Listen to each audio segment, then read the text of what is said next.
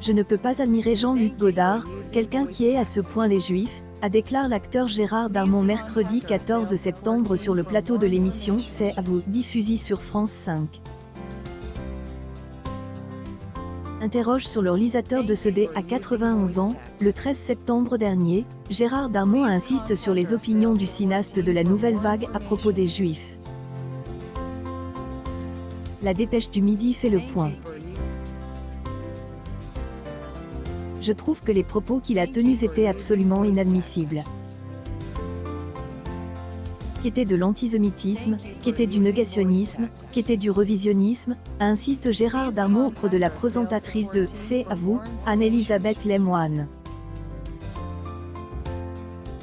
Je ne peux pas admirer Jean-Luc Godard, je ne peux pas admirer quelqu'un qui est à ce point les Juifs. Tout comme jamais je ne lirai du Céline ou encore ne m'extasierai devant les peintures de Hitler. Gérard Darmon dans croisillon.twitter.com/02vs Omelette. Ce n'est pas la première fois que Jean-Luc Godard est épinglé pour ses opinions controversées. À plusieurs reprises, le réalisateur s'est vu taxé d'antisémite, notamment au vu de ses positions auprès du peuple palestinien qui ont pu alimenter une certaine haine d'Israël.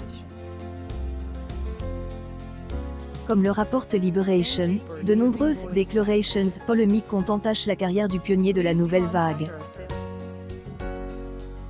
Les attentats suicides des Palestiniens pour parvenir à faire exister un État palestinien ressemblent en fin de compte à ce que firent les Juifs en se laissant conduire comme des moutons et exterminés dans les chambres à gaz, se sacrifiant ainsi pour parvenir à faire exister État d'Israël, aurait notamment déclaré Godard à Jean Narboni, ex-rédacteur en chef des Cahiers du cinéma.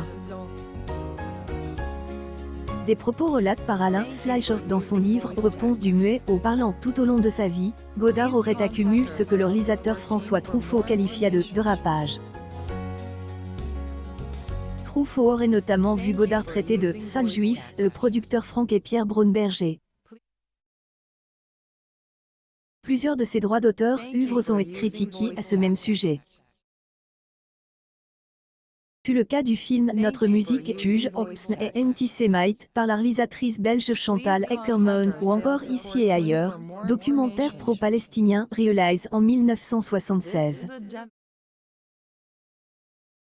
Il y dit que les Juifs de la Shoah s'étaient fait tuer exprès pour que 3 ans après on reconnaisse Israël. Je pense que certains adhérents à ces propos, je trouve qu'à honteux, a notamment déclaré Gérard Darmon à propos du film.